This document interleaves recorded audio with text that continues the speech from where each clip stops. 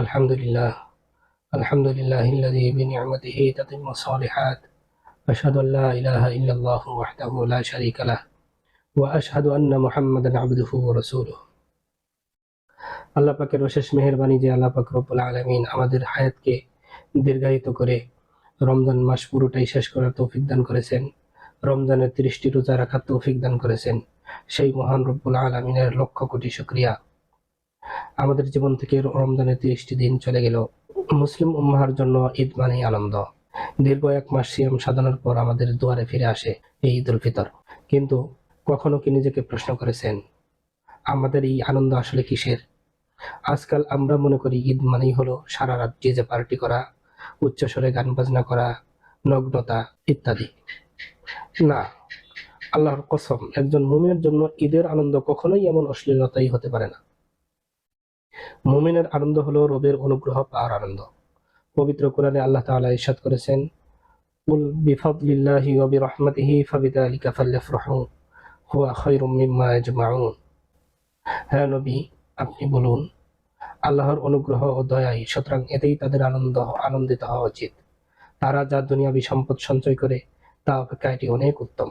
ইসলাম প্রিয় ভাই ও বোনেরা, আমাদের নবীজি সাল্লাল্লাহু আলাইহি সাল্লাম এই ঈদের দিনটি হলো পুরস্কার বিতরণের দিন। হাদিস শরীফে এরকমটাই বর্ণনা করেছেন।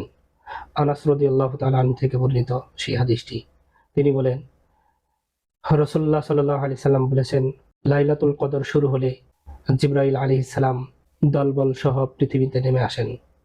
তারা দাঁড়িয়ে বা বসে থাকা আল্লাহর স্মরণকারী আল্লাহর প্রত্যেক বান্দার জন্য দোয়া করতে থাকেন। এরপর ঈদ উল ফিতরের দিন এলে আল্লাহ তাআলা ফেরেশতাদের কাছে তার বান্দাদের ব্যাপারে জিজ্ঞাসা করেন, হে আমার ফেরেশতারা, বলো দেখি সে প্রেমিকের কি পুরস্কার হতে পারে যে নিজ নিজ কাজ সম্পাদন করেছে?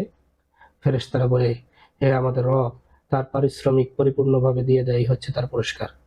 তখন আল্লাহ বলেন, হে আমার ফেরেশতারা, আমার বান্দা ও বান্দিগণ তাদের উপর আমার অর্পিত দায়িত্ব পালন করেছে।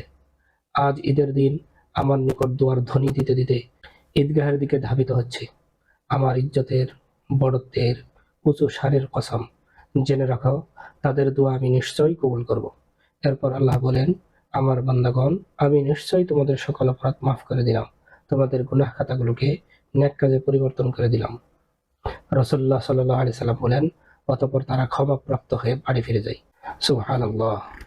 একবার ভাবুন তো, যে মহান রব ভালোবেসে আপনাকে আমাকে ক্ষমা করে দিলেন, যে রব ফেরেশতাদের সামনে আজ আমাদের জন্য পুরস্কারের ঘোষণা দিচ্ছেন, সেই রবের দেওয়া খুশির দিনে আমরা কিভাবে তার অবাধ্য হতে পারি? যে চোখ দিয়ে 1 মাস কোরআন তেলাওয়াত করেছেন, সেই চোখ দিয়ে ঈদের দিন কিভাবে হারাম, গান বাজনা আর অশ্লীলতায় নিমজ্জিত থাকি? আসুন, আমাদের আনন্দ হোক তাকওয়ার আনন্দ, আমাদের হাসি হোক গুনাহ মাফের তৃপ্তির হাসি। তাকাব্বালাল্লাহু মিন্না ওয়া মিনকুম সালিহুল আ'মাল।